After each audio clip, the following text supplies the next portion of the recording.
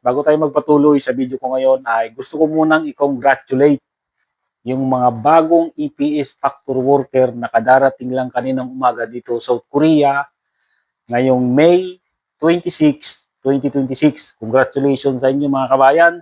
At dyan na yung mag-uumpisa yung journey nyo dito sa South Korea. At meron akong isang subscribers na kasama dyan. Congratulations. At ang video natin ngayon ay tungkol sa ilang tanong ng iba nating kababayan na hindi pa nagkaka-employer. Unahin natin to. Kuya Pinong, anong job category yung nilagay mo sa application mo? May kinalaman din ba yung pagpili ng job category kung mabilis o matagal ma-hire? Salamat po. Sa experience ko kabayan, sa tingin ko ay hindi naman talaga nasusunod kung ano yung nilagay ninyong job category. Halimbawa, nilagay ninyong job category sa inyong application ay yun din yung mapuntahan yung trabaho. Kalimitan ay hindi nangyayari mga kabayan.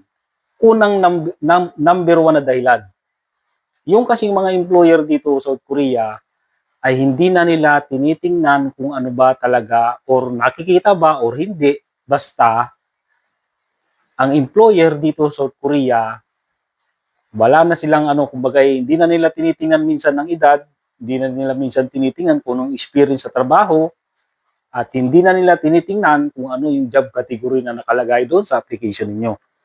Nakadepende sa pipili sa inyo na employer kung ano yung magiging trabaho ninyo. Halimbawa ako, food processing yung pinili kong category, pero napunta ko ay sa production of measuring accessories. Kasi yun yung trabaho dito sa company ng boss ko. Isa pang dahilan, kaya hindi na nila tinitingnan kung ano yung job category na pinili ninyo, ay sa kadahilan ng dito naman talaga kayo tuturuan ng trabaho. Kaya nga nakalagay sa memo na hindi na kailangan ng working experience, hindi na kailangan ng diploma. Yun, hindi kailangan ng working experience kasi nga dito kayo tuturuan ng trabaho. At doon nga sa tanong ni kabayan na kung may kinalaman daw ba yung job category, kung mabilis o matagal ma-hire, walang kinalaman yun mga kabayan. Swertihan. Nakadepende sa labor dito kung sino yung isasalang nila sa pamimilian. Ang nakakapagtaka nga lang, yung iba kahit magto 2 years nang naghihintay ng employer, 0 JMC.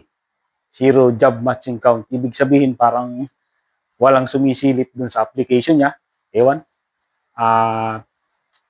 Sinabi na nga ng kasi may isang subscribers tayo dati nung nag-training sa DMW. Ang sabi nga ng DMW ay kumbagay nakiusap sa labor dito sa South Korea or dito sa HRD Korea na kung maaari ay unahin yung mga unang nakapasa na isa lang sa pamimilian katulad ng KLT21 kasi marami pang KLT21 na hindi pa nagkaka-employer at magto 2 years na yung approval nila. Ibig sabihin, pag naka 2 years na yung approval nila, expired na at mag-i-exam na lang sila ulit. Sinabi ng DMW na kung maaari unahin yung mga KLT21 kasi may expired na, magto 2 years na.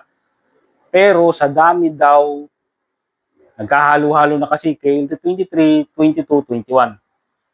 Marami pa daw kayong naghihintay ng employer. Siguro baka mga nasa 7,000 pa yung mga naghihintay ng employer, kaya siguro nahirapan daw yung labor or HRD Korea dito sa Korea na piliin kung sino yung mga KLT21. Yun lang talagang mahirap mga kabayan. Kaya paulit-ulit kong sinasabi sa inyo, sa selection, paswertihan, kung sino yung mahuhugot ng labor na isasalang sa pamimilian.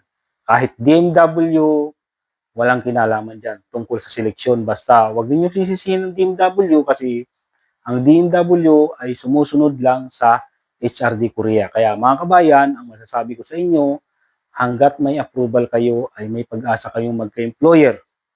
Isa pa, wag na wag ninyong kakalimutan na ang pag-apply dito sa South Korea, paswertihan.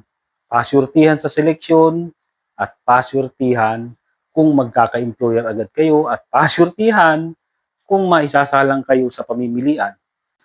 At ito pa yung isang nagtanong, Kuya Pino, magandang araw po. Sa tingin niyo po, ano ang karaniwang dahilan kung bakit may mga aplikanteng matagal ma-hire kahit nakapasa na sa IPS topic exam? Number one dyan, kabayan, ay sa mga babae. Kasi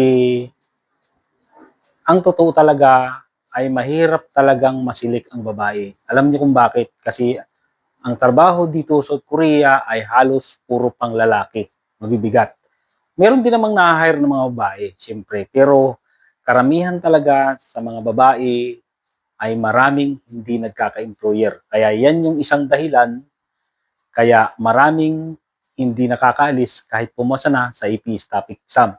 Kasi nga, bibihirang employer dito sa South Korea ang kumukuha ng babae. Pero inuulit ko, may nakakaalis na mga babae. At ganun talaga. Yun na nga, parang sinagot ko na rin to sa sinabi ko kanina na nakadepende dito sa labor or HRD Korea kung sino yung isasalang na nila sa pamimilian. Paswertihan mga kabayan. Kung mahugot yung pangalan mo, syempre ikaw yung masasalang sa pamimilian. Ganun talaga. At ito pang isang tanong, kung good morning, hired po ako. Ito, na-hired na. Good morning, hired po ako ng May 22 pero wala pang labor contract. Normal lang po ba yun? Salamat po. Normal lang yung kabayan. Kasi meron kasing pagdating ng API, minsan kasabay na yung contract forward katulad sa akin. Nagka-employer ako ay May 30, 2017, kasabay na yung labor contract. Magkasabay. Pero meron namang na-hire ngayon, mga 2 weeks o 1 week bago dumating yung labor contract. Nakadepende sa amo yan mga kabayan kung bibigyan agad kayo ng labor contract kasi kung hindi pa kayo masyadong kailangan ay maaaring hindi mo na kayo bigyan ng labor contract. Sa akin kasi noon, kaya binigyan agad ako ng labor contract kasi nga yung papalitan kong Pinoy ay malapit nang umuwi. Kaya minadali ako ng amo ko noon na makapunta dito para maturuan ako sa trabaho nung papalitan ko. Nagka-employer ako ay May 30 at nakaalis ako ay July 5. Isang buwan lang mga kabayan, mahigit isang buwan lang. Simula nung nagka-employer ako, nakarating na agad ako dito sa South Korea. Minadali talaga ako. Pero kung isipin nyo, ay napaka-unfair naman, di ba? Kasi dapat talaga, yung mga naunang pumasa, dapat sila lang muna yung isasalang sa pamimilian. At pag naubos na sila, saka yung mga sumunod na pumasa, dapat yun ang isasalang sa pamimilian. Kaya, kung isipin nyo na, kumbaga napaka-unfair, di ba? Pero wala tayong magagawa dyan kasi alam niyo naman, ang pag-apply dito sa South Korea ay HRD Korea ang nasusunod o kaya yung labor dito sa South Korea. Kaya ang magagawa lang talaga natin ay maghintay na ma-hire ng employer. Ganun lang talaga yung mga kabayan. May nauna at may nahuli. At yung mga unang nakapunta dito sa South Korea, siyempre sila din yung unang uuwi sa Pilipinas, di ba?